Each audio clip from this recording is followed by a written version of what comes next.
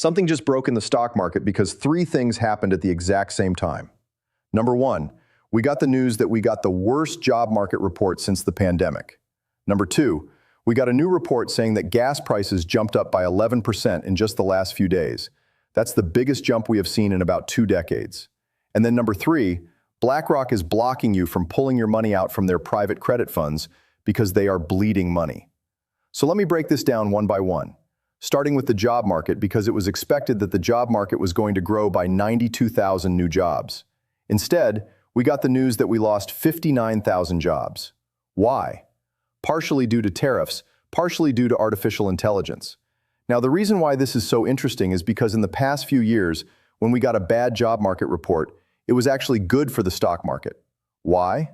Because if we got bad news in the economy, like bad jobs, that generally meant that the government and the Federal Reserve Bank would try to stimulate the economy and stimulate the stock market.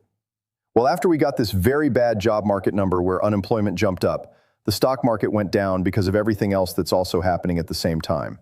And now investors are getting concerned. Maybe we could be seeing stagflation. Maybe we could be seeing a recession. Which brings me to number two. What's going on with oil prices?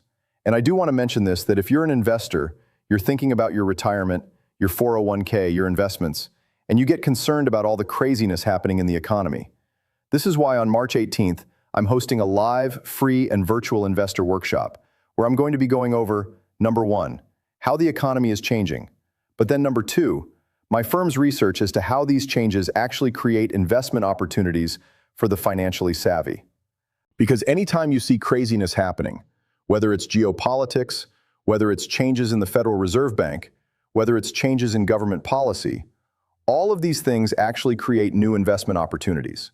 And that's what I'm going to be going over on my workshop on March 18th. I'm doing it twice. Once in the morning at 10:30 a.m. Eastern Time, again in the evening at 8 p.m. Eastern Time. It's free, it's live, but you do have to register. If you'd like to do so, I have the link for you down in the description below. And when you actually show up live on March 18th, you're also going to get a free digital copy of my team's new book, How Money Changed Forever. All you have to do is actually show up live on March 18th, and that's going to be emailed to you. So I invite you to join me on March 18th if you are an investor. Which brings me to what's going on with oil prices and gas prices. After the United States attacked Iran, you have to remember the Middle East is like the world's hub of oil. And the problem isn't just that, well, maybe some of these countries are going to produce less oil. The problem is also that Iran controls something called the Strait of Hormuz, which is where a lot of the world's oil transports through. And now that the United States and Iran are at war, well, Iran is not letting ships going through this strait, which means oil being transported from one part of the world to the other just got a whole lot more expensive, which is why oil prices have been rising. And because more and more conflicts continue rising in the Middle East over the last few weeks, oil prices continue to go up. And this is where the Trump administration has said that we are going to come up with ways to bring oil prices down. But we don't have a very clear plan as to what that is going to actually mean. Whether that includes more military operations in the Middle East, whether that means getting more oil out of Venezuela. Because remember, the United States is technically in control of Venezuela right now. We don't know exactly what's going to happen. We hear that oil is going to be under control, but right now oil prices have been growing at some of the fastest rates we have seen in decades. And that's why gas prices have been going up. And the reason why this is so important is because oil prices don't just affect gas, they impact the prices of everything. Because when you go to the store and you buy avocados, well, those avocados had to be driven from a warehouse to the store. That cost becomes more expensive. And those avocados had to be driven from the farm to the warehouse. That cost also got more expensive. Not to mention that a lot of fertilizers use oil, so that cost also got more expensive. So as oil prices go up, the cost of pretty much everything goes up, which can impact inflation. Now, I have a much deeper video about this coming in the next few days. So keep an eye out for that. But the idea is that when oil prices go up, it can impact every single part of the economy. But that's not all. We also had part three. What's going on in the private credit market? What we just saw happen is that BlackRock, the largest asset manager in the world, is now pausing withdrawals from its private credit fund. Now, there's been a lot of news in the private credit market. If you want me to do a full deep dive on this, just let me know in the comments and I will do that video. But the idea is over the last number of years, many companies like BlackRock, Blackstone, and a number of others started creating these funds called private credit funds. The idea being if you just took your money and you kept it in your savings account, you'd get maybe 1% return on it. If you put it in a high-yield savings account, maybe you get a 3% return. But there are these companies that want to borrow money, but are not being lent money by banks for whatever reason. Maybe these companies are doing business in a way that banks don't want to lend to. Maybe these companies have had some other issues in the past. So for whatever reason, these companies are not able to borrow money from the traditional banking method. So these companies were borrowing something called private credit. Where were they going to borrow this private credit? Places like BlackRock and Blackstone. And so BlackRock and Blackstone then opened up these funds where you could go out and lend money, and you'd be lending it to these companies who couldn't lend money from regular banks. The advantage to you is now you could get a pretty good return on your money. 7% a year in interest, 10% a year in interest, 13% a year in interest, sometimes even more, 15% a year in interest. So you can start to see how that's a pretty attractive return for investors. So there were billions of dollars going into these private credit funds. Well, here's the problem. What we saw happen is over the last few years, interest rates kept going up. And because interest rates kept going up, it started to hurt businesses. And more of those businesses started to struggle. For example, one of the big users of these private credit funds were subprime auto lending companies. Well, these subprime auto lending companies were borrowing this money at high rates and then issuing these subprime loans. I made a video about this many months ago talking about how this could be concerning. But these subprime auto companies are issuing these loans at very high rates, and delinquencies for subprime cars kept going up and up and up. Well, now because interest rates haven't fallen drastically, those subprime car loan companies are facing more and more defaults. They're facing bankruptcies, which means they're not able to pay back this private credit. Well, now BlackRock, Blackstone, and these other companies have been issuing these private credit loans. They're not getting paid back, which means you as the lender, the investor in BlackRock, Blackstone don't have any money to get back either, because BlackRock and Blackstone haven't gotten paid back. And so because of these concerns that really started to pick up over the last week or so, investors started to pull their money out very quickly, almost like a bank run, except it's not really a bank, it's an investment. And now because of the amount of people pulling their money out, BlackRock, Blackstone, are getting concerned that these funds would collapse because everybody's just pulling their money out. And that's where what we saw happen earlier this week is certain funds started pausing withdrawals, saying you cannot pull your money out anymore. And then BlackRock, the largest asset manager in the world, just said the same thing, that they are curbing withdrawals as well. So that's what's going on there. The concern is this could be a sign that there are bigger issues in our economy, that this could be a crack that's finally forming, that maybe we're going to see some deeper pain in our economy. We'll see what ultimately happens.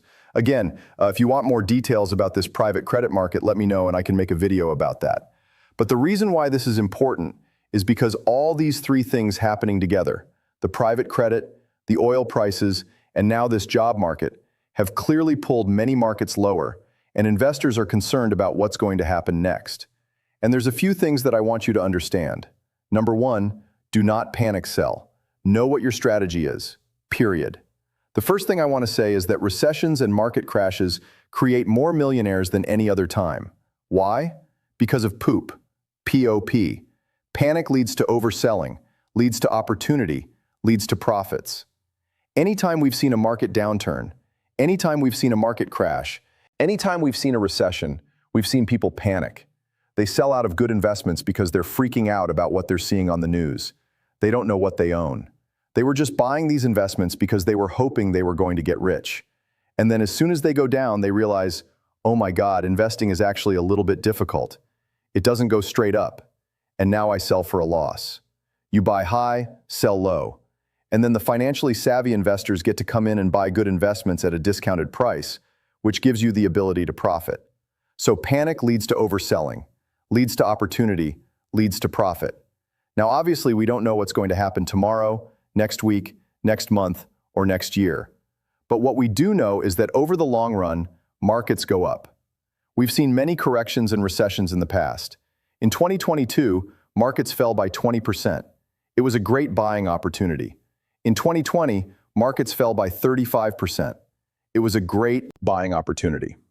In 2008, the stock market got cut in half. Real estate prices got cut in half. It was a great buying opportunity in 2000. Internet companies fell by 75%. It was a great buying opportunity. The stock market got cut in half. But you have to be a long-term investor, and you have to know what it is that you're buying. And this is where you got to remember there are two different ways that you can invest your money. Number one is you can just invest into the stock market. You can be a passive investor. You can invest in something like the S&P 500. That's a group of the 500 largest companies in the stock market. You can invest in the total stock market. So you can invest in these funds. And the way that you win in this strategy is something that I call ABB. Always be buying. But before I go any further, I got to give you that disclosure that I'm just a random guy on YouTube, okay? Investing has risks. You are never guaranteed to make money when you invest. In fact, you will lose money at some point. So make sure you always do your own due diligence and never blindly trust a random guy on YouTube. But the way it works, AB, this is proven, is you set up a system every week, every 2 weeks, or every month. And you just keep buying. You buy whether markets are up. You buy whether markets are down. You buy if markets are sideways. You buy if there's a war happening. You buy if there's not a war happening. You buy if there's a Republican in the White House. You buy if there's a Democrat in the White House. You get the idea. You buy no matter what. And when you do that over the course of a few decades, it has been proven to build wealth. Period. Now that's the passive side. I recommend everybody do some active, even if it's not a huge piece of your portfolio, because with the cost of living growing so much more, and more people just need some better returns, and active investing is more risky, more work, more research, but it gives you the opportunity for better potential returns. Active investing is now you look for where the opportunities are. Because guess what? Certain industries are going to get hit harder than others. And if you can identify where money is moving, that can give you an investment opportunity. If you can find an opportunity that you believe this industry is going to be a lot bigger in 5 years and 10 years, and that industry gets hit because the whole economy is going down, that could be a great buying opportunity. But you have to be able to know how to research your investments and identify where money is moving. That's the key, because while a lot of people are panicking, everyone's freaking out. The wealthy come in quietly and they start buying. I mean, the reason why recessions and crashes create more millionaires than any other time is because they allow financially savvy investors to come in and buy good investments at a discounted price. But you got to be patient, because no one knows what's going to happen tomorrow. You got to be willing to cut through the noise, because when people panic, the media loves selling the emotion and the scare about how the world is going to end. But things have generally worked out. It's happened again and again and again. And that's where being able to cut through the emotion can always help. Because anytime you see a downturn, what people always say is, "This time is different, Jasper. This time is different because of this. This time is different because of this." It's happened every time markets have gone down. Now sure, this time might be a little bit different, but what we've seen throughout history is no matter what has happened, markets have gone up over the long run. And if your goal is to be a trader, well, that's gambling. But if your goal is to be an investor, the longer you invest, the less risky it is. Time has proven that. So be a smart investor. Again, on March 18th, I have my live investor workshop where I'm going to be presenting my firm's research as to where the economy is moving and how it creates opportunities. I invite you to join me. That link is free down in the description. And if you got value out of this video, of course, the best thank you was a referral. So if you could please share this video with a friend, family member, colleague, or fellow investor. That way we can continue to spread this type of financial education. Thank you. President Trump just confirmed that he wants to get rid of your income tax. Take a listen. I believe the tariffs paid for by foreign countries will, like in the past, substantially replace the modern-day system of income tax, taking a great financial burden off the people that I love.